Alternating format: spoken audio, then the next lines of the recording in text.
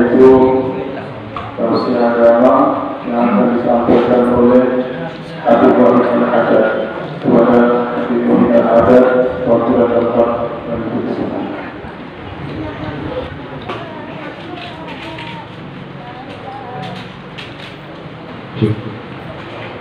Bismillahirrahmanirrahim.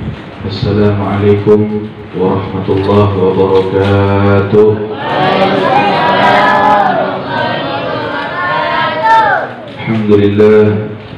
Alhamdulillahilladzi hadana bi'abdihi al-mukhtar man da'ana ilayh bil idzni wa qad nadana labbaika ya man dallana wa hadana.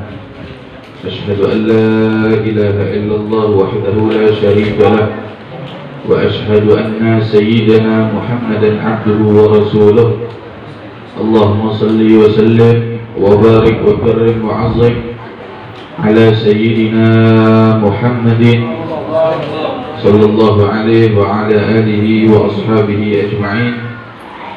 قالوا سبحانك لا علم لنا إلا ما علمتنا إنك أنت العليم الحكيم. Rabbi syrah li sadri wa yassir li amri wa hlul 'uqdatam min lisani yafqahu qawli wa saddid lisani wahdi qalbi bihaqqi sayyidina Muhammadin sallallahu alaihi wasallam. Amma ba'd. Sayyadatul mukarramin yang sama-sama kita muliakan, Al-Ustaz Kiai Muhammad Syuaib yang sama-sama kita muliakan, Al-Ustaz Ismail Zainullah, dan para ulama-ulama, para habaib, para guru-guru, para kiai, hadirin hadirat yang semoga kita dimuliakan oleh Allah Subhanahu wa ta'ala.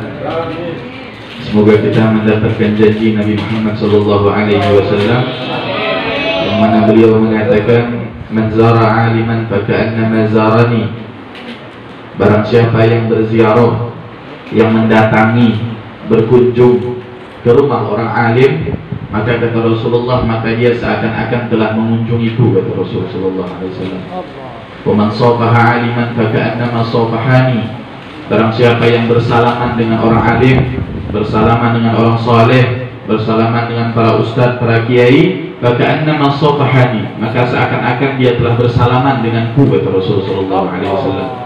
Wa man jalasa aliman faka'annama jalasani.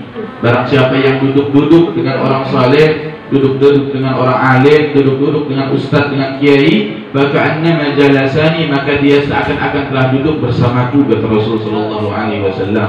Faman jalasani fid dunya kuntu jalisan lahu fil akhirah. Dan barang siapa yang telah duduk-duduk bersamaku di dunia, maka nanti akan duduk bersamaku di hari kiamat, di akhirat nanti, kata Rasulullah SAW. Bersyukur kita kepada Allah Subhanahu wa ta'ala atas nikmat-nikmat yang banyak yang telah Allah berikan kepada kita, yang mana dengan nikmat-nikmat tersebut kita wajib untuk bersyukur kepada Allah Subhanahu wa ta'ala. Allah berfirman di dalam Al-Quran, la in syakartum la azidannakum. Sungguh, kata Allah, kalau kalian bersyukur, berterima kasih atas nikmat-nikmatku, kata Allah, la azidannakum, maka pasti akan aku tambah nikmat-nikmat tersebut. Wala in kafartum inna adabi lasyadid. Akan tetapi seandainya kalian kufur atas nikmat tersebut, sesungguhnya, kata Allah, siksaku itu sangatlah pedih, kata Allah Subhanahu wa ta'ala. Dikatakan di dalam kitab Fawaidul Mukhtaram, syukur kepada Allah itu ada dengan 3 cara. Cara yang pertama, bersyukur kepada Allah dengan lisan, yaitu syukur lisan. Syukur dengan lisan kita dengan mengucapkan Alhamdulillahirabbil alamin atas nikmat-nikmat Allah, nikmat-nikmat yang banyak yang diberikan oleh Allah. Kita bersyukur kepada Allah. Yang pertama dengan lisan kita dengan mengucapkan Alhamdulillahirabbil alamin. Setelah bersyukur dengan lisan kita dengan mengucapkan Alhamdulillah, yang kedua kita bersyukur kepada Allah dengan hati kita, syukrul qalb kata. Bersyukur dengan hati gimana caranya? Yaitu kita meyakini dan kita berkeyakinan bahwa semua nikmat-nikmat yang ada pada diri kita itu adalah dari Allah Subhanahu wa ta'ala. Bersyukur dengan hati kita yaitu yakin, percaya, tidak ragu bahwa apapun yang ada pada diri kita atas nikmat-nikmat yang ada pada diri kita, semata-mata semua itu adalah dari Allah subhanahu wa ta'ala. Dan syukur yang ketiga adalah syukrul jawarih. Yang ketiga adalah bersyukur kepada Allah dengan anggota tubuh kita. Setelah kita berucap alhamdulillah, setelah kita meyakini bahwa semua itu dari Allah, kita bersyukur kepada Allah dengan menjadikan nikmat-nikmat tersebut untuk taat kepada Allah. Dikasih nikmat tangan sempurna, jadikan tangan kita untuk menolong orang lain. Jadikan tangan kita sibuk untuk berzikir kepada Allah. Diberi oleh Allah nikmat mata, bersyukur kepada Allah. Jadikan mata kita untuk memandang orang-orang saleh, memandang orang dengan pandangan rahmat, memandang orang dengan pandangan kasih sayang. Diberi oleh Allah lisan yang baik, yang bagus. Bersyukur kepada Allah dengan apa? Dengan menggunakan lisan kita selalu berselawat, selalu berzikir, selalu membaca Al-Quran. Itu semua adalah tanda kita bersyukur kepada Allah subhanahu wa ta'ala. Salawat dan salam selalu terhaturkan, selalu tercurahkan kepada Nabi yang agung, Nabi yang mulia, Nabi yang suci, Nabi kita Muhammad sallallahu alaihi wasallam. Nabi yang bersumpah di dalam hadisnya, demi Allah, kata Rasulullah, aku mencintai kalian wahai umatku melebihi cinta kedua orang tua kalian kepada kalian, bahkan melebihi cinta kalian kepada diri kalian sendiri, kata Nabi Muhammad sallallahu alaihi wasallam. Bahkan Nabi Muhammad mengatakan di dalam hadisnya, wallahi law yushaku ahadukum syaukatan fi rijlihi ajidu alamaha fi qalbi. Nabi Muhammad mengatakan, demi Allah, seandainya salah seorang dari kalian tercucuk duri di kakinya, kata Nabi Muhammad, maka aku ikut merasakan sakitnya di hatiku, kata Rasul sallallahu alaihi wasallam. Jangankan sakit yang lain, jangankan susah yang lain, jangankan sedih yang lain, tercucuk duri sedikit di kaki, Nabi Muhammad ikut merasakan apa yang kita rasakan. Saking cintanya Nabi Muhammad sallallahu alaihi wasallam kepada kita semua. Kita bersyukur kepada Allah dikumpulkan di sebuah tempat yang dimuliakan oleh Allah, sebuah majlis yang diagungkan oleh Allah subhanahu wa ta'ala, majlis menuntut ilmunya Allah subhanahu wa ta'ala. Suatu hari Nabi kita Muhammad sallallahu alaihi wasallam masuk ke dalam masjid. Pada saat masuk ke dalam masjid, Nabi Muhammad lihat ada dua perkumpulan manusia, ada dua halaqah, ada dua perkumpulan. Halaqah yang pertama, orang-orang lagi berzikir kepada Allah, lagi berdoa kepada Allah. Sedangkan halaqah yang kedua, perkumpulan yang kedua, orang-orang lagi membahas tentang halal haram, lagi belajar ilmu agama. Maka Nabi Muhammad mengomentari dua halaqah ini, mengatakan kilahuma ala khair, kata Rasulullah. Ini dua majelis ini, kata Rasulullah, dua perkumpulan ini semuanya baik, kata Rasulullah. Akan tetapi majelis yang pertama, yang orang berzikir, yang orang baca Quran, yang orang berdoa, kata Allah, kata Rasulullah, kalau Allah mau, Allah terima zikirnya mereka, doanya mereka. Kalau Allah mau, Allah terima. Akan tetapi kalau Allah mau, Allah tolak doanya mereka. Akan tetapi majelis yang kedua, kata Rasulullah, yang di dalamnya dibahas tentang halal, tentang haram, yang di dalamnya dijelaskan ilmu agama, kata Rasulullah apa? Fa inni bu'istu mu'alliman. Aku ini diutus ke muka bumi, kata Rasulullah, untuk mengajar. Fadzalika afdal. Maka majelis yang kedua ini lebih utama, kata Rasulullah. Kemudian Rasulullah datang dan duduk di majelis kedua tersebut. Kita duduk di majelis ilmu ini, majelis yang luar biasa. Sayyidina Abi Hurairah radhiyallahu ta'ala anhu datang ke pasar. Lari dia ke pasar, dia bilang kepada orang pasar, ya ahlas suq ma a'jazakum. Wahai orang-orang pasar, kata Abu Hurairah, kok kalian masih di sini? Kenapa tidak ke masjid? Orang-orang pasar nanya, ada apa emang wahai Abu Hurairah? Itu di masjid orang lagi bagi-bagi warisan Nabi Muhammad sallallahu alaihi wasallam. Orang lagi bagi warisan Nabi Muhammad, kok ente di sini? Cepat pergi ke masjid, ambil jatah kalian, kata Sayyidina Abu Hurairah. Maka orang-orang pedagang di pasar tersebut meninggalkan dagangannya, meninggalkan perniagaannya, ditinggalkan semua, buru-buru ke masjid, pengen dapat bagian dari warisan Nabi. Sampai ke masjid, keliling masjid, lihat kiri kanan masjid, tidak ada orang bagi-bagi warisan. Pulang lagi orang-orang pasar, pulang lagi ke pasar. Kata mereka, wahai Abu Hurairah, kami sudah keliling masjid, mana ada orang bagi warisan? Tak ada, kata dia. Kata Abu Hurairah, kalian sampai ke masjid, kalian lihat apa saja? Kami tidak lihat apa-apa, kata orang pasar. Kami cuma lihat orang-orang lagi kumpul-kumpul, lagi bahas halal haram, lagi belajar ilmu agama. Itu saja yang kami lihat, tidak ada yang lain. Maka kata Abu Hurairah apa? Itulah Itu yang kalian lihat itulah adalah pembagian warisan Nabi Muhammad sallallahu alaihi wasallam. Beliau merujuk ke dalam hadis Nabi yang mengatakan innal anbiya la yuwarrisuna dirhaman wala dinaran walakin yuwarrisuna al-ilm. Sesungguhnya para nabi tidak mewariskan harta, tidak mewariskan kekayaan, tidak mewariskan jabatan, akan tetapi mewariskan ilmu agama. Maka barang siapa dari kita, baik yang tua maupun yang muda, baik yang laki maupun yang perempuan, yang dapat ilmu agama, maka dia telah mendapatkan bagian dari warisan Nabi Muhammad sallallahu alaihi wasallam. Bagaimana kita tidak bangga? Bagaimana kita tidak rebutan?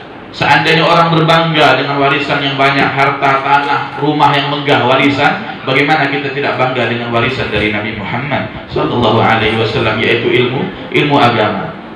Ini ilmu yang kita pelajari ini saking mulianya, kata Rasulullah, laukana fadla talabul ilmi bada, seandainya keutamaan menuntut ilmu ini, pahala menuntut ilmu ini ditunjukkan oleh Allah, ditampakkan oleh Allah kepada kita semua ini, laqtatalu, maka manusia akan berbunuh-bunuhan untuk rebutan hadir ke majelis ini. Kita ini berbunuh-bunuh nih, kalau seandainya pahala ini ditampakkan sama Allah hadir nih, berbunuh-bunuh kita rebutan nih, supaya kita yang hadir duluan, supaya kita yang dapat paling depan, supaya kita yang dapat utama, yang paling dapat yang keberkahan yang banyak, kita berbunuh sama orang itu supaya dapat hadir. Sayangnya apa? Sayangnya nggak ditampakkan sama Allah. Kenapa Allah nggak tampakkan? Allah muji iman kita. Percaya nggak? Allah janjikan. Percaya nggak? Kalau percaya hadir, insya Allah nanti di hari kiamat lebih indah, lebih utama, nanti dibalas oleh Allah Subhanahu wa Ta'ala. Nabi Sulaiman alaihissalam, khuyira Sulaiman alaihissalam bainas salas. Nabi Sulaiman diberi pilihan sama Allah antara 3 hal. Wahai Sulaiman, kata Allah, aku kasih kau 3 hal. Mau apa? Silahkan pilih antara ilmu atau harta atau kerajaan. Apa yang dipilih Nabi Sulaiman? Ya Allah, aku memilih ilmu, kata Nabi Sulaiman alaihissalam. Maka karena Nabi Sulaiman memilih ilmu, Allah Subhanahu wa Ta'ala kasih kepada Nabi Sulaiman harta, dan Allah Subhanahu wa Ta'ala kasih juga jabatan karena Nabi Sulaiman memilih ilmu. Kalau Nabi Sulaiman memilih harta, ya udah dapat harta aja. Kalau Nabi Sulaiman memilih jabatan, ya udah dapat harta, dapat kekuasaan aja, jabatan. Tapi karena Nabi Sulaiman memilih ilmu, maka Allah kasih 3-tiganya oleh Allah Subhanahu wa Ta'ala. Ini kita ini luar biasa keistimewaan menuntut ilmu ini.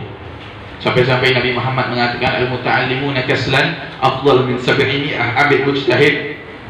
Orang yang menuntut ilmu, satu orang menuntut ilmu, malas-malasan. Kita nih menuntut ilmu datang ke sini, malas, ngantuk-ngantukan. Itu derajat kita lebih tinggi daripada 700 orang yang ibadah dengan sungguh-sungguh. Orang ibadah 700 orang ibadah sungguh-sungguh, khusyuk, benar-benar di ibadah, itu tidak lebih tinggi derajatnya dari satu orang yang menuntut ilmu agama walaupun dengan malas-malasan.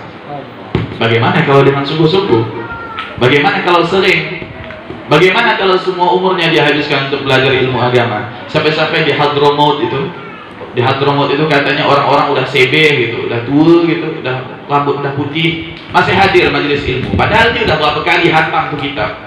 Ditanya sama orang, wahai Syekh, kau ini udah hatam udah kitab ini, yang dijelaskan tuh kau udah paham semua, tapi kau ngapa masih menuntut ilmu agama? Kata dia, aku mau mati dalam keadaan menuntut ilmu agama. Karena dijanjikan oleh Nabi Muhammad, man mata ala talabul ilm mata syahid. Barang siapa yang mati dalam keadaan menuntut ilmu, maka dia mati dalam keadaan syahid. Orang mati syahid itu langsung masuk surga tanpa hisab. Itu kalau peluru udah nembus ini itu pintu langit dibuka sama Allah, langsung masuk surga tuh. Tak hitung baik buruk, tak ada lagi, masuk surga langsung. Kalau orang mati syahid. Orang menuntut ilmu kemudian mati dalam keadaan menuntut ilmu, maka dia mati seperti dalam keadaan syahid. Makanya orang-orang di Hadramaut tua-tua menuntut ilmu, dia berharap mati dalam keadaan menuntut ilmu sehingga dapat janjinya Rasulullah mati dalam keadaan syahid. Semoga kita diberikan kemuliaan tersebut. Kita belajar ilmu agama, belajar tentang cara wudu, belajar tentang cara sholat, belajar tentang masalah air dan lain sebagainya. Itu semua adalah warisan dari Nabi Muhammad SAW. Bagaimana kita mau sholat dengan benar kalau kita tidak punya ilmu? Makanya kata Habib Abdullah bin Ali al-Haddad, orang yang beramal, orang yang beribadah tanpa ilmu, maka darar, bahaya yang ditimbulkan lebih besar dari manfaat yang ditimbulkan.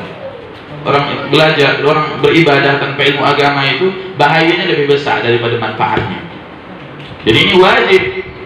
Allah, Rasul yang berfirman, Rasul yang bersabda, talabul ilma faridatun ala kulli muslimin wal muslimat. Nabi yang mengatakan menuntut ilmu itu adalah kewajiban, kata Rasulullah, bagi muslim yang laki-laki maupun muslim yang perempuan.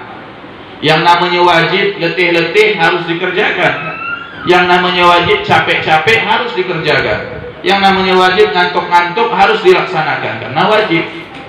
Nuntut ilmu wajib. Capek mau pergi majelis tuh, ngantuk, malas, ngantuk, capek karena wajib, dan Nabi Muhammad yang mengatakan wajib, maka harus kita datang untuk menuntut ilmu agama. Dan itu semua bukan untuk siapa-siapa, untuk kita, agar ibadah kita baik, agar ibadah kita diterima oleh Allah Subhanahu wa Ta'ala. Apalagi kita belajar tentang sholat, hati-hati. Kata ulama, satu kali meninggalkan sholat, bukan sehari ya, satu kali. Kita hitung-hitung dari kita dah berapa kali. Satu kali meninggalkan sholat, ini dosanya sudah sangat cukup untuk memasukkan orang tersebut ke neraka yang paling bawah. Kita meninggalkan sholat satu kali, itu dosa meninggalkan sholat satu kali itu udah cukup untuk, sangat-sangat cukup untuk masukkan kita ke neraka yang paling dasar. Itu neraka, jangankan yang paling dasar. Seandainya satu cucuk jarum dari api neraka itu tembus ke muka bumi ini, maka muka bumi ini luluh lantah, meleleh semuanya, saking panasnya api neraka. Itu besar jarum. Bagaimana kita di dasarnya? Wailul lil musallin. Neraka wel itu, kalau seandainya gunung itu dilemparkan ke lembah wel itu, maka gunung tersebut akan hancur menjadi debu. Itu tempatnya orang yang meninggalkan sholat itu. Seandainya gunung aja jadi debu, kayak kita jadi apa kita? Akan tetapi susahnya itu, la yamutu fiha wa la yahya. Hari itu orang nggak hidup, nggak mati, disiksa ya disiksa, sakit ya sakit, nggak mati-mati. Di dunia enak, sakit mati selesai. Tapi di akhirat enggak. Kalau disiksa, disiksa. Sampai kapan? Sampai tidak tahu sampai kapan. Disiksa terus sudah. Tapi kalau dapat nikmat, sampai kapan dapat nikmat? Sampai waktu yang tidak bisa ditentukan. Allah a'lam, Allah yang lebih tahu. Nikmat selama-lamanya, tersiksa selama-lamanya. Nah, ini kita belajar sholat, belajar munajah kepada Allah. La yusamma as-silah illa innaha silah bainal abdi wallah. Tidaklah dinamakan sholat. Sholat itu diambil dari kata as-silah. As-silah itu kayak kita tahu silaturrahim. Apa silah? Hubungan. Sholat itu diambil dari kata silah, yaitu hubungan. Yaitu apa? Hubungan antara hamba dan Allah. Barang siapa yang mendirikan sholat, maka dia telah mendirikan hubungan yang baik dengan Allah. Orang yang meninggalkan sholat, maka dia telah memutus hubungan dia dengan Allah. Waliyahzubillah. Kalau dah putus hubungannya sama Allah, mau ngadu sama siapa? Siapa yang bisa tolong? Hubungannya dah putus sama Allah. Waliyahzubillah.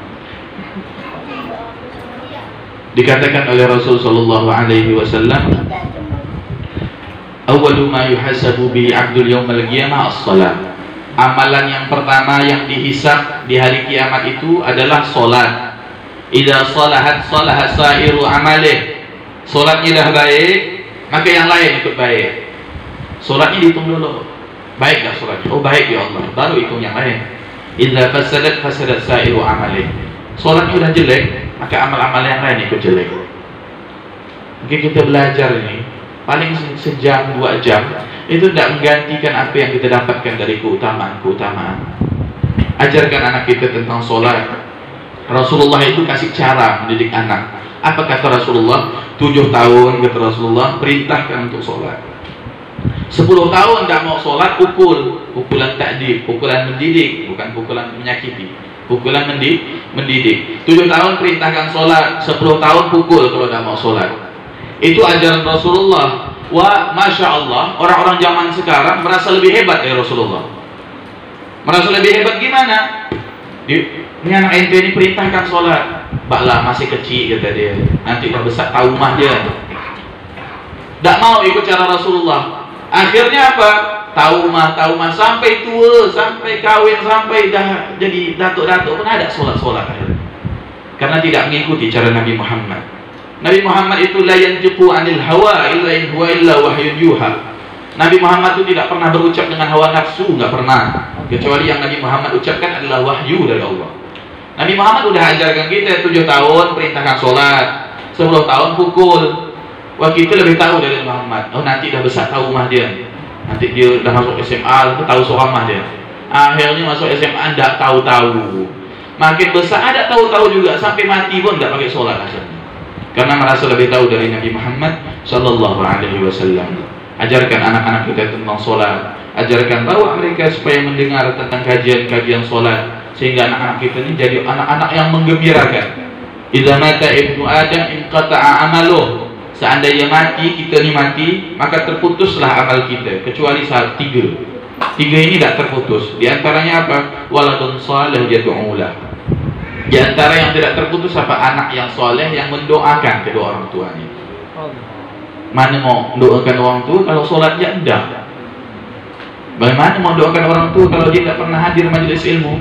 Kalau mereka tidak tahu tentang agama, dia saat kita sholat dah tak bisa lagi, udah dalam kubur.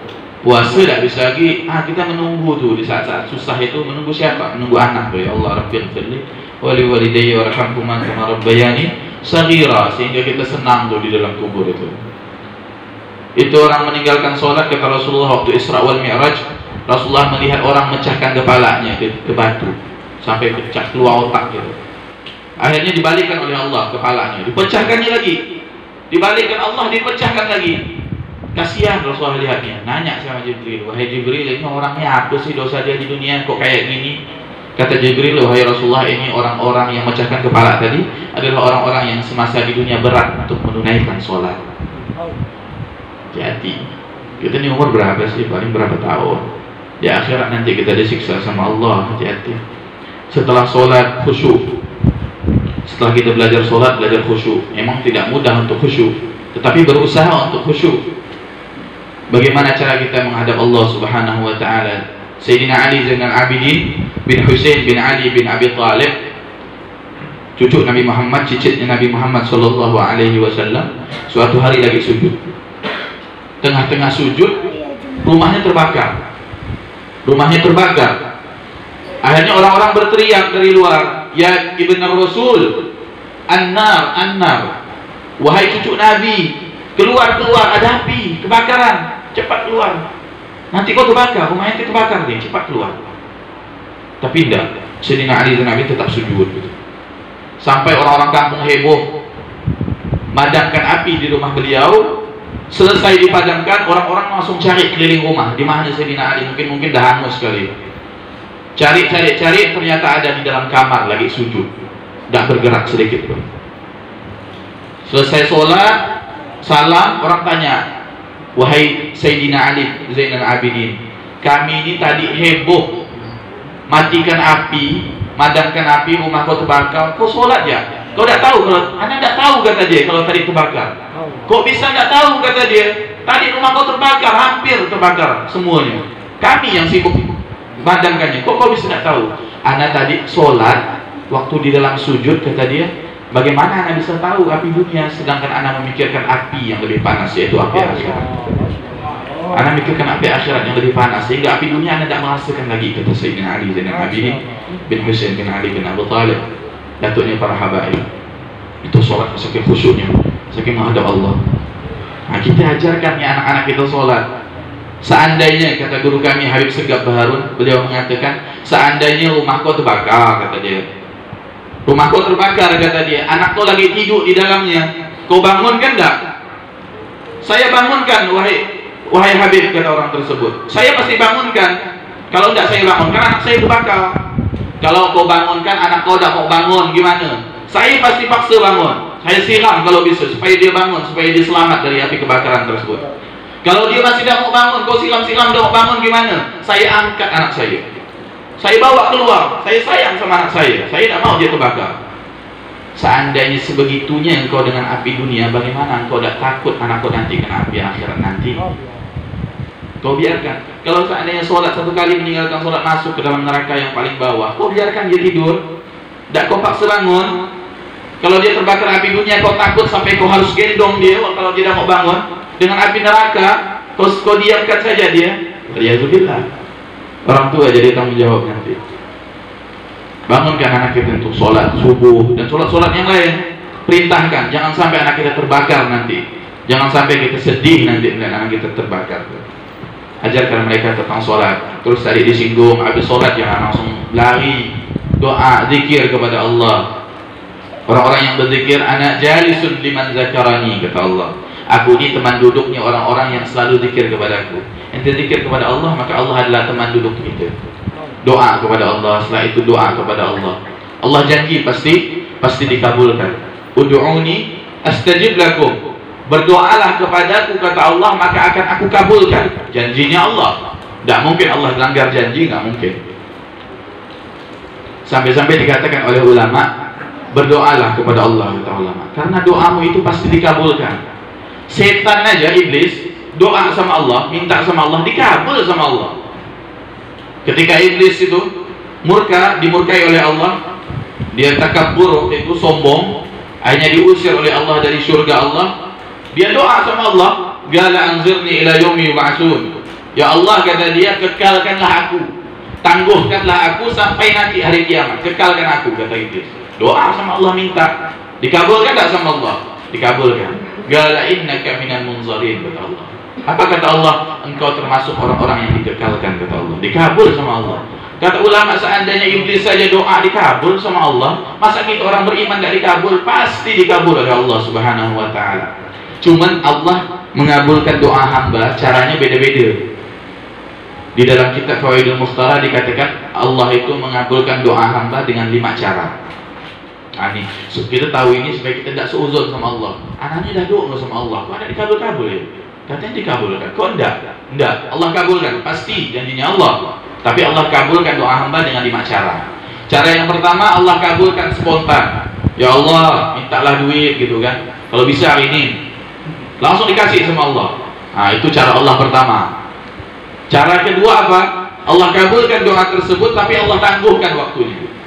Udah doa-doa sama Allah, kok tidak kabul-kabul? Allah kabulkan, tapi nanti. Kenapa Allah nggak kabulkan segera? Karena Allah tahu kalau dikabulkan segera, ini orang bakal tidak benar. Ya Allah, kasihlah aku rezeki yang banyak ya Allah. Dikabulkan tak sama Allah? Dikabulkan, janjinya Allah. Tapi nanti.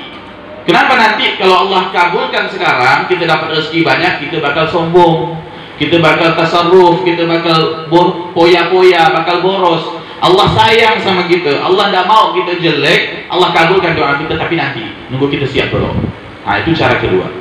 Cara yang ketiga, Allah kabulkan doa kita, tapi Allah ganti dengan hal yang lain. Karena Allah tahu yang kita minta itu tidak baik untuk kita. Minta duit misalnya sama Allah, Allah kabulkan tak? Allah kabulkan, tapi Allah ganti dengan hal yang lain. Karena Allah tahu kalau dikasih duit ini orang bakal tidak benar, ini orang bakal tidak jelek. Allah sayang sama kita, Allah ganti doa kita dengan yang lain. Allah kabulkan. Cara yang keempat, Allah kabulkan doa kita dengan cara Allah jauhkan kita dari mara bahaya, dari bala. Mungkin takdirnya itu jatuh misalnya. Berkat doa sama Allah, doanya dari kabul diganti, dijauhkan dari jatuh tadi. Yang aslinya jatuh, lecok sedikit mah. Nah itu. Mungkin kalau kita merasa udah mau berlanggar nih, tapi akhirnya tidak jadi, lecet sedikit ya. Mungkin itu sebab doa kita yang tidak terkabul. Allah ganti dengan itu mungkin. Dan cara yang kelima, Allah kabulkan doa kita, akan tetapi Allah simpan doa tersebut untuk nanti di hari kiamat. Kata ulama, Allah punya 5 cara mengabulkan doa hamba, dan cara terbaik Allah mengabulkan doa hambanya cara kelima. Cara yang mana Allah simpan doa tersebut untuk nanti di hari kiamat. Dikisahkan oleh Nabi Muhammad SAW, saat manusia kesusahan, saat manusia kesulitan, saat manusia ketakutan, Allah berkata, "Hai ini kayak lemari-lemari gitu. Hai ini kata Allah, ambil kata Allah. Manusia buka, ternyata pahala banyak di situ. Orang tersebut bingung, ya Allah, tidak pernah berbuat baik. Ini pahala dapat dari mana? Kok ada? Kata Allah apa? Ini pahala-pahala adalah dari doa-doamu yang belum aku kabulkan, aku simpan untuk kau di hari kiamat. Masya Allah. Akhirnya orang tersebut mengatakan gembira dia, ya Allah udah setengah takut, tengah sulit, dapat pahala gratis bukan doa-doa yang tidak dikabulkan. Akhirnya dia berkata kepada Allah, ya Allah katanya, seandainya semua doa aku di dunia dulu, semua doa aku di dunia dulu, jangan kau kabulkan semuanya Allah, kau simpan ya untuk di hari kiamat karena lebih bermanfaat untuk aku, kata orang tersebut. Jadi kita jangan takut, doa sama Allah. Insya Allah pasti dikabul sama Allah. Dan cara 1, cara 2, cara 3, cara 4, cara 5. Mudah-mudahan dapat cara yang 5. Nanti di hari kiamat kita tengah sulit, dikasih sama Allah. Ini doa yang belum Anda kabulkan, dibuka nih. Untuk penggembiraan kau nanti di hari kiamat. Semoga kita dijadikan oleh Allah orang-orang yang bermanfaat, orang-orang yang dimuliakan oleh Allah Subhanahu wa taala, orang yang menuntut ilmu agama, orang yang mengamalkannya. Insyaallah kita mati dalam keadaan husnul khatimah. Insyaallah wa iyyakum ila siratal mustaqim. Assalamualaikum warahmatullahi wabarakatuh.